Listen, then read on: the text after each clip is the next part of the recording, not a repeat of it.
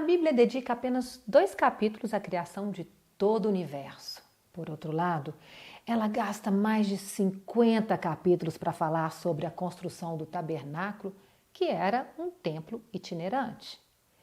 Esse é um assunto misterioso, pois Deus, que está muito além do tempo, espaço e matéria, pede ao homem que lhe construa uma casa. Salomão, que edificou o primeiro templo, declara: quem seria capaz de lhe edificar casa, visto que os céus e até os céus dos céus não o podem conter? E quem sou eu para lhe edificar a casa? Deus, que os céus não podem conter, escolhe um determinado local no planeta para colocar o seu nome. Ele responde a Salomão: ouvi a tua oração e a tua súplica que fizeste perante mim. Santifiquei a casa que edificaste, a fim de pôr ali o meu nome para sempre. Os meus olhos e o meu coração estarão ali todos os dias. Deus escolhe não apenas um local de culto, mas toda uma cidade onde ele queria habitar. Pois o Senhor escolheu a Sião, preferiu-a por sua morada. Escolheu antes a tribo de Judá, o monte de Sião que ele amava. Lembremos que Sião é sinônimo de Jerusalém. Vejamos, Davi tomou a fortaleza de Sião. Esta é a cidade de Davi? Ou seja, Jerusalém antiga era chamada Sião. Esse é o assunto do vídeo de hoje.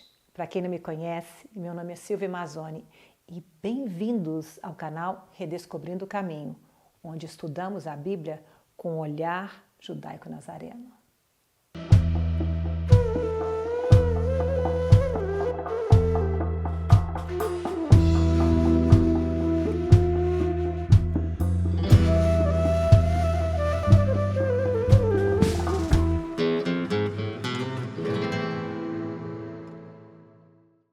A Bíblia dedica mais de 50 capítulos à meticulosa construção do tabernáculo. Isso envolve um mistério a ser estudado. Um Deus infinito que se propõe a habitar em uma casa na terra. A Bíblia diz: levantarás o tabernáculo segundo o modelo que te foi mostrado no monte. E me farão um santuário, Mikdash, para que eu possa habitar no meio deles, no meio das pessoas. Podemos considerar que esse santuário foi inicialmente o Éden e que voltou a existir com o tabernáculo ou o Mishkan. O propósito do Mishkan, tabernáculo, e posteriormente do templo, que foi outro Mishkan, só que fixo e não móvel, foi recriar um espaço onde o homem e Deus pudessem se unir novamente. Em hebraico, a palavra tabernáculo é Mishkan, ou seja, um local de habitação. A palavra Mishkan está relacionada com a palavra Shochen, que significa ele habita. Interessante é que o lugar onde ele habita é também o lugar da sua Shekinah. Tabernáculo significa Mishkan. Ele habita Shochen e Espírito Divino Shekhinah. Em português, a palavra tabernáculo não se assemelha em nada com a palavra Shekhinah ou Shekinah, como as pessoas dizem. Mas em hebraico, o lugar da habitação de Deus, o tabernáculo, leva o nome do Espírito de Deus, ou seja, da Shekinah de Deus. Se pudéssemos inventar uma palavra para tabernáculo que expressasse a correlação que existe no hebraico, poderíamos dizer: o Espírito, a Shekinah de Deus, habita no Shekináculo, ou melhor, a Shekinah de Deus, Shekinah, no Shekináculo. Foi no Templo de Jerusalém que o pai de João Batista recebeu a notícia que sua esposa Isabel estaria grávida. Foi também no templo, no Mishkan, que Simeão encontra com os pais de Jesus e profetiza que ele seria luz para os gentios e glória para o povo de Deus, Israel. O templo terreno em Jerusalém, o Beit HaMikdash, reflete o templo celestial, o Beit Shel Ma'alah, e a Jerusalém terrena reflete a Jerusalém celestial. O templo terreno é uma sombra dimensionalmente inferior ao templo celestial. Na verdade, não é somente o templo terreno de Jerusalém que foi uma sombra de algo maior. Podemos dizer que o mundo inteiro é uma sombra da realidade que existe na dimensão celestial. Nesse ponto, não estou propondo uma fantástica viagem ao mundo da fantasia religiosa. A matemática por trás da teoria quântica aponta para essa ideia. O misterioso universo com estrelas, galáxias, executam um balé através de um mar incompreensivelmente vasto. A Bíblia já afirmava o que foi descoberto pelos cientistas. O universo expande. Ele estende os céus como uma cortina. O universo se expande como um tecido que é esticado. Ele se cobre de luz como se fosse uma roupa. Ele estende os céus como uma cortina. O universo em expansão implica um começo. Uma vez que o universo está se expandindo, basta rebobinar a fita fazendo tudo contrair até chegar numa singularidade, um início. No princípio, criou Deus os céus e a terra. Na época de Jesus, a administração do templo estava contaminada. A escolha dos sacerdotes não estava obedecendo os critérios bíblicos. Havia inúmeros problemas, mas, mesmo assim, Jesus chamou aquele local de a casa de meu pai. Ele sabia que aquele era um local santo. Vejamos. Então haverá um lugar que escolherá o Senhor, vosso Deus, para ali fazer habitar o seu nome. A esse lugar farei chegar tudo o que vos ordeno. O Evangelho de Marcos relata que Jesus proibia pessoas circulando, carregando utensílios pelo templo. As pessoas poderiam simplesmente atravessar de um lado para o outro da cidade, cortando o caminho através da área do templo. Vejamos. Não permitia que alguém conduzisse qualquer utensílio pelo templo. Jesus, ao proibir a circulação de mercadorias na área do templo, estava agindo de acordo com as considerações rabínicas daquela época que proibiam que alguém usasse aquela área como atalho. Todos teriam que dar a volta ao redor do templo, pois a santidade daquele espaço deveria ser mantida. Por que será que quase ninguém se lembra que Jesus proíbe a circulação por lá? Porque ninguém repara no fato que Jesus não apenas cumpriu a lei escrita, mas também seguiu as orientações, os detalhamentos da lei formuladas pelos líderes espirituais da época? É normal ver grupos de turistas circulando na plataforma onde o templo fica sem discernir onde estão pisando. Apenas os judeus religiosos têm consciência dessas demarcações e, por isso, quando andam por essa área, respeitam os limites prescritos na literatura judaica, na Mishnah. Exatamente como Jesus fez. De acordo com o Talmud, um dos livros básicos da religião judaica, que contém a lei oral, a doutrina moral e as tradições dos judeus, os locais destinados para a venda de pombos não eram na plataforma do templo, mas no Monte das Oliveiras. Na época de Jesus, entretanto, os líderes corruptos saduceus que controlavam o templo afrouxaram essa regra que visava preservar a santidade do local. Mas Jesus não age assim. Ele tinha tamanho zelo pela casa de Deus que, além de proibir a circulação, ele também repreende aqueles que, ao invés de venderem os animais que seriam ofertados nos sacrifícios por um preço justo e no local certo, estavam inflacionando o preço e ainda usando um espaço sagrado para fazê-lo. Davi, que nunca viu o templo construído, mas fez preparativos para sua construção, declarou: o zelo da tua casa me consumirá. Davi amou aquele lugar mesmo antes dele existir. Ele, que nunca viu o templo, pois só foi construído após a sua morte, deu do seu tesouro pessoal para realizar essa obra. E ainda porque amo a casa de meu Deus, o ouro e a prata particulares que tenho, dou para a casa do meu Deus, afora tudo quanto preparei para o santuário. O zelo que Davi sentiu se conecta com o que Jesus sentiu ao expulsar do templo os cambistas e comerciantes. E encontrou no templo os que vendiam bois, ovelhas e pombas e também os cambistas assentados. Tendo feito um azorague de cordas, expulsou todos do templo, bem como as ovelhas e os bois. Derramou pelo chão o dinheiro dos cambistas, virou as mesas e disse aos que vendiam as pombas: tirai daqui essas coisas, não façais da casa de meu pai casa de negócio.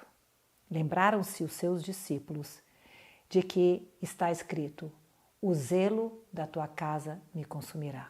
Enquanto nas Escrituras as destruições do primeiro e do segundo templo são lamentadas, existindo inclusive um livro inteiro com poemas tristes e pedidos de perdão, os leitores modernos da Bíblia, desconectados da realidade do templo, imaginam que depois que Jesus veio, o templo perdeu sua importância, pois agora apenas nós somos o templo do Espírito Santo. Teologias distantes da fé original normalmente se reinventam, afirmando: depois que Jesus veio, isso mudou. Depois que Jesus veio, aquilo mudou. Esse pensamento parece bastante convincente, pois coloca Jesus como protagonista de uma novidade, de uma mudança, e dá a ideia de que aqueles que seguem essa novidade e essa mudança estariam avançando em direção a um caminho mais elevado, mais espiritual, mais isso, mais aquilo. Não é necessário ser um gênio para descobrir que esse tipo de entendimento não tem sustentação e que não passa de uma estratégia para suplantar a antiga religião dos judeus e se criar a nova religião dos gentios. Dentro dessa visão autopromocional, o Espírito Santo passou a habitar nas pessoas tão somente depois da vinda de Jesus. Isso contradiz o que já vimos. E me farão um santuário para que eu possa habitar no meio deles, no meio das pessoas. Ora, desde o momento em que Deus ordenou que o tabernáculo fosse feito, o objetivo de Deus era habitar nas pessoas. O templo físico não compete com o templo interior, com o templo que deve ser o nosso corpo. O templo físico não compete com o templo que existe no céu. Não existe disputa. A necessidade de se desvalorizar o templo físico é sinal da necessidade de se suplantar a fé original. Essa estratégia maligna foi usada lá atrás por Jeroboão, que se rebelou e estabeleceu em Betel e em Dan novos centros de adoração. Hoje, podemos ver centenas de Betéis e Dans espalhadas pelo mundo, enquanto o local que o Senhor escolheu para fazer habitar o seu nome, o templo do monte em Jerusalém, permanece em ruínas. Muitos daqueles que gostam de tirar fotografias nas ruínas do templo ficarão ofendidos quando o templo for reconstruído. Afinal de contas, as organizações religiosas não judaicas certamente não terão voz na condução do que acontece no templo. Apesar dos discípulos de Jesus terem continuado a frequentar o templo e terem continuado a oferecer sacrifícios lá, isso de alguma forma está muito longe das teologias modernas. Imaginem o templo reconstruído e administrado por judeus religiosos. Imaginem o retorno dos sacrifícios. Oh, que horror! A Sociedade de Proteção dos Animais fará protestos, se esquecendo de que foi o próprio Deus que matou o primeiro animal. Fez o Senhor Deus vestimenta de peles para Adão e sua mulher e os vestiu. Para cobrir a nudez do homem, um animal teve que morrer e a sua pele teve que ser usada como vestimenta. Esse primeiro sacrifício prefigura o sacrifício de Jesus e está estampado na cara do leitor. No livro de Atos, temos que os discípulos estavam na casa de Deus, no templo, e celebravam a festa judaica de Shavuot, ou Pentecostes, quando o Espírito veio e caiu sobre os discípulos. Vejamos.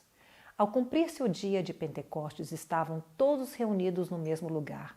De repente, veio do céu um som, como de um vento impetuoso, e encheu toda a casa onde estavam. E apareceram, distribuídas entre eles, línguas como de fogo, e pousou sobre cada um deles. Foi exatamente lá, na casa, no templo, Rabait, que o Espírito Santo caiu sobre os discípulos. O fato dos discípulos estarem no templo não deveria ser surpresa para ninguém, pois onde mais poderia estar um grupo de judeus fiéis a Jesus, a não ser no templo? Lucas afirma que após a ressurreição, após ele ser elevado aos céus, isso aconteceu. Aconteceu que, enquanto os abençoava, ia se retirando deles, sendo elevado para o céu. Então, eles, adorando-o, voltaram para Jerusalém, tomados de grande júbilo, e estavam sempre no templo, louvando a Deus. Isso é confirmado no livro de Atos, que diz: diariamente perseveravam unânimes no templo, na casa, Rabait, partiam pão de casa em casa e tomavam as suas refeições com alegria e singeleza de coração, louvando a Deus e contando com a simpatia de todo o povo.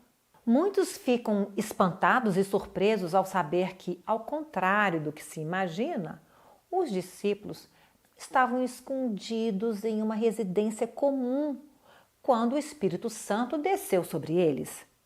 A crença de que estavam ocultos devido ao antagonismo dos judeus por causa de Jesus, isso é um equívoco. De fato, como poderia uma multidão grande, o suficiente para que 3.000 pessoas caber numa casa, numa residência comum? Ora, a casa na qual os discípulos estavam era nada mais, nada menos de que o templo. Uma das maneiras de se referir ao templo era chamá-lo de a casa. Tanto Daniel, Esdras e Ezequiel usaram essa nomenclatura para se referirem ao templo.